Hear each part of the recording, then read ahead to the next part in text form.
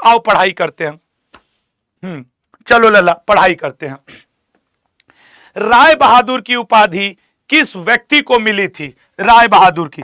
और हां एक बात, अगर आप किताब आज लेते हो, लिंक लगी है, घर ऑर्डर करके मंगाते हो, कूपन कोड Y182, हालांकि इस समय जो लिंक लगी है वो ऑलरेडी अप्लाइड है, उसमें कूपन कोड, वो आपको 99 रुपीज में ही पड़ जाएगी।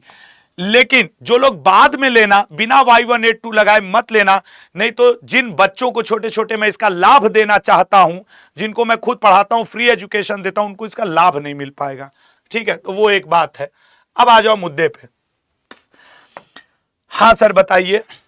राय बहादुर जमनालाल बजाज, ठीक है, जमुना, मैं आपको बताऊं, जमनालाल बजाज को गांधी जी का पांचवा पुत्र, फिफ्थ पुत्र कहा जाता था, पांचवा पुत्र। ठीक है, रविन्द्रनाथ टैगोर जी को सर के नाम से जाना गया। आशुतोष मुखर्जी को बंगाल टाइगर, ठीक है ना, बंगाल टाइगर के नाम से जाना गया। जेबी कृपलानी को आचार्य के नाम से जाना गया, आचार्य, ठीक है ना। जेबी कृपलानी को किस नाम से जाना गया? जब एक साइड एरो है तो है आचार्य, आचार्य, ये ठीक है ना।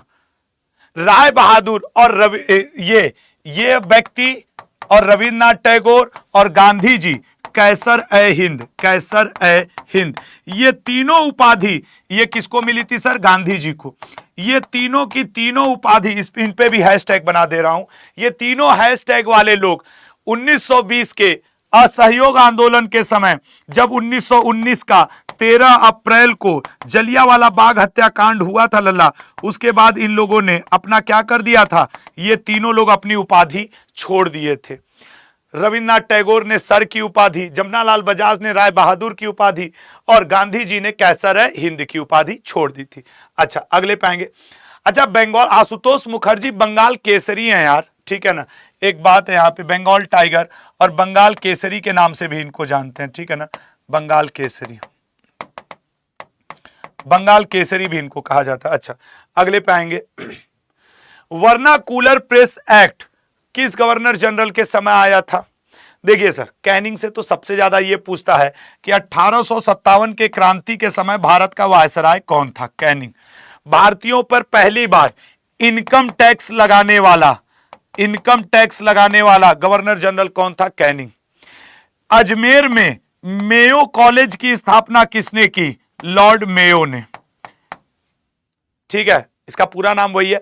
और इसी को अंडमान और निकोबार में किसकी हत्या चाकू मार करके कर दी गई? मेयो की। राइट आंसर इसका लिटन है। इसी लिटन के समय मैं आपको बताऊं, दिल्ली दरबार प्रथम का आयोजन हुआ था।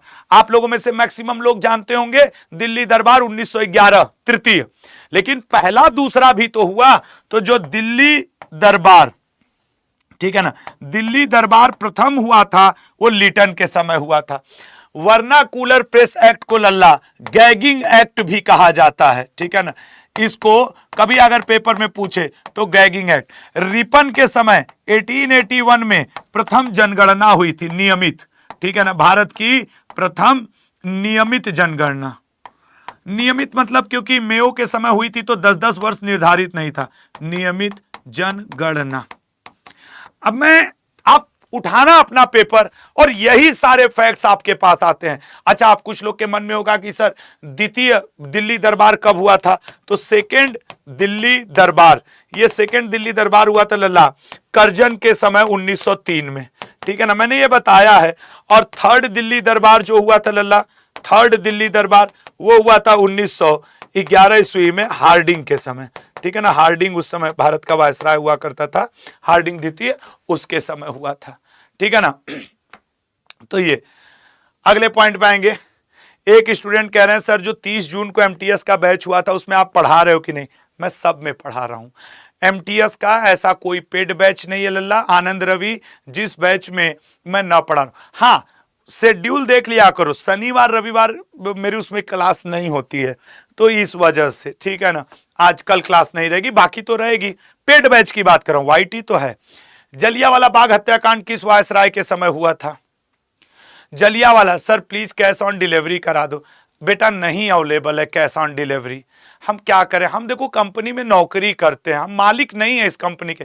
हम सच बताएं, बहुत लड़ झगड़ के इस किताब को 99 रुपए में करवाएं।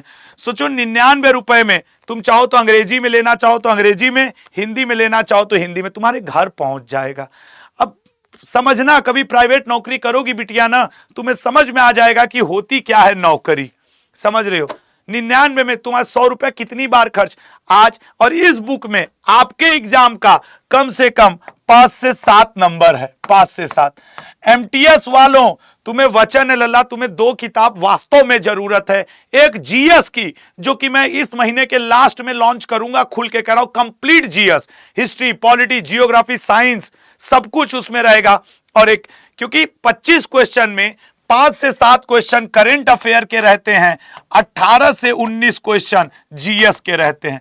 तो ये 2 सब्जेक्ट मिलकर के आपका कंप्लीट एग्जाम बनता है, और आप किसी एक को छोड़ के आगे नहीं बढ़ सकते हो। ठीक है ना?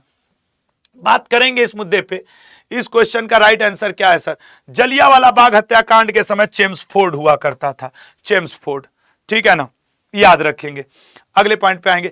इसी चेम्सफोर्ड के समय खेड़ा आंदोलन हुआ, इसी चेम्सफोर्ड के समय अहमदाबाद मिल स्ट्राइक हुआ, इसी चेम्सफोर्ड के समय चंपारण सत्याग्रह हुआ। क्यों सर? जरा तुम देखो, ये भारत का वायसराय 1916 से लेके 1900 करीब 20 तक ये रहा था, 21 में हाला गया था। अब इस दौरान जितनी घटनाएं हुई, चाहे तो आप चंपारण आंदोलन की बात कर लो 1917, खेड़ा आंदोलन 1918, अहमदाबाद मिल स्ट्राइक 1918, खिलाफत आंदोलन 1919, जलियांवाला बाग हत्याकांड 13 अप्रैल 1919, सब चेम्सफोर्ड के समय हुई थी। मॉन्टेग्यू चेम्सफोर्ड रिफॉर्म 1919 में इसी के समय आया। उसी मॉन्टेग्यू चेम्सफोर्ड सुधार 1919 के द्वारा भारतीय महिलाओं को पहली बार वोट देने का अधिकार मिला था। तो इसका बी ऑप्शन करेक्ट है लल्ला, बी ऑप्शन। ठीक है, अगले पे आएंगे। नेहरू लियाकत समझौता किस वर्ष हुआ था? नेहरू जी और लियाकत जी के बीच में समझौता। सर देखिए, नेहरू लियाकत 1932 में गांधी जी और अंबेडकर जी के बीच में समझौता हुआ था। गांधी जी अंबेडकर जी, जिसे हम लोग गांधी जी और वो थे ना यार, वो था क्या आपके नाम है उसका, अच्छा हाँ, गांधी जी और अंबेडकर जी थे। हमको इरविन की याद आ गई तो हम कहे इसको इतना क्यों सम्मान दूंगा मैं।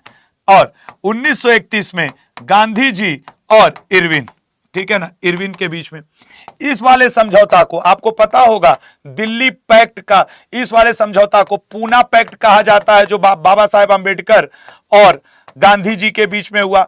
और जो गांधी जी और इसके बीच में हुआ इरविन के, उसे हम लोग बेटा दिल्ली पैक्ट या दिल्ली समझौता कहते हैं।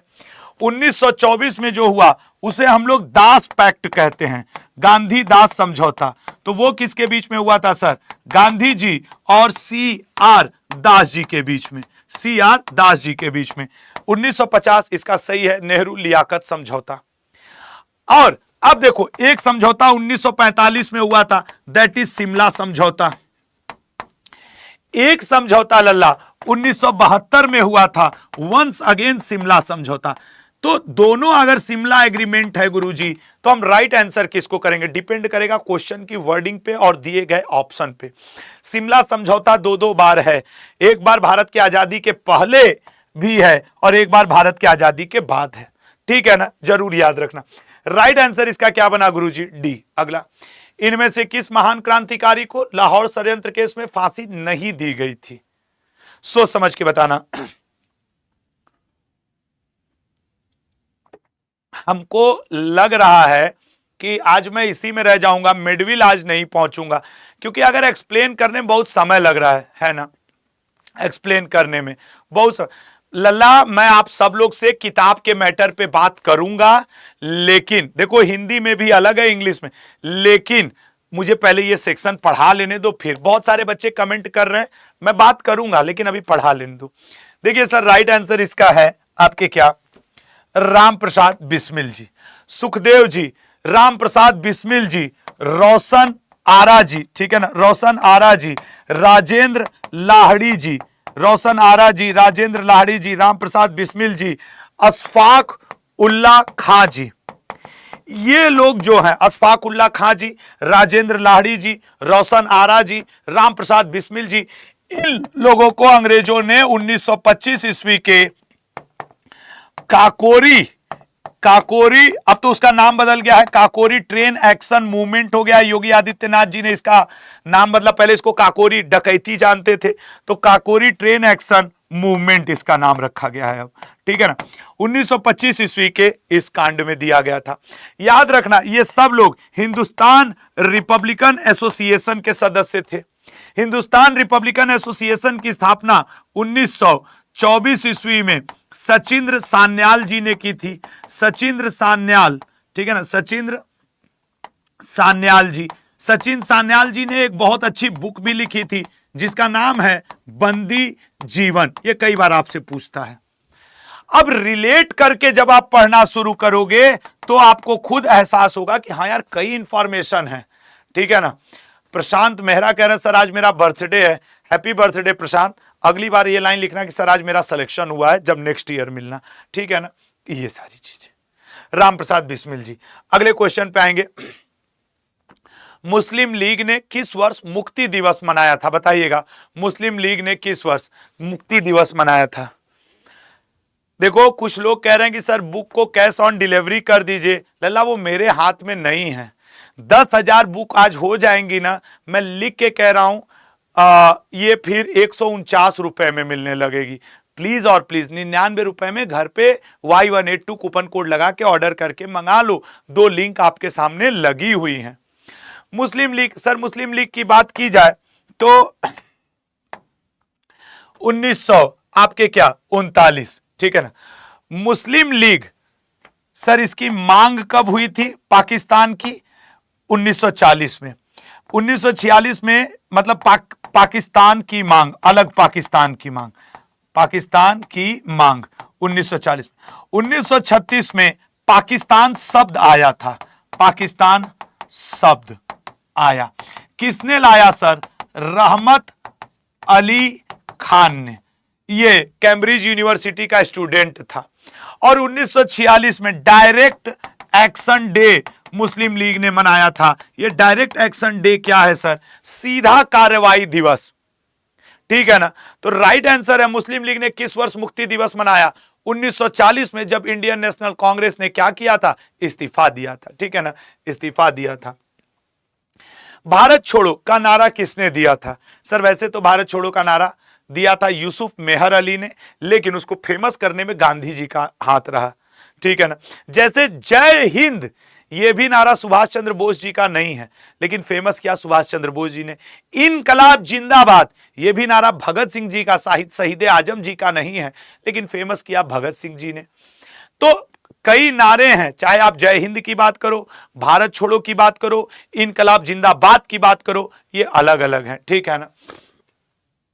कौन सा आश्रम को गांधी जी ने कौसानी भारत का स्विट्जरलैंड कहा था, ठीक है ना, किस आश्रम को सर, बहुत क्लियर है, वो गांधी जी ने कहा था आपके डी ऑप्शन, अनासक्ति आश्रम को। सदाकत आश्रम सर पटना में है और डॉक्टर राजेंद्र प्रसाद जी से इसको जोड़ करके अक्सर देखा जाता है। सेवाग्राम आश्रम गुजरात में है, ओरीविले आश्रम पौंडीचेरी में है, और इसको सर अरविंदो घोष जी से जोड़ करके देखा जाता है। सेवाग्राम आश्रम जो गुजरात में पड़ता है सर, गुजरात में जो पड़ता है, इसको सर गांधी जी से जोड़ करके देखा जाता है, ठीक है ना। और एक आश्रम और गांधी जी से जोड़ करके, साबरमती आश्रम, साबरमती आश्रम। ये कुछ आश्रम के क्वेश्चन हैं जो आपसे पूछता है। और एक रामकृष्ण परमहंस आश्रम, रामकृष्ण परमहंस आश्रम, इस रामकृष्ण परमहंस आश्रम को स्वामी विवेकानंद जी से जोड़कर देखा जाता है, नंद जी। अब आश्रम से आपके पेपर में 5 क्वेश्चन बनते हैं, पांचों आपके स्क्रीन पे हैं, पांचों आपके स्क्रीन पे हैं, ठीक है ना।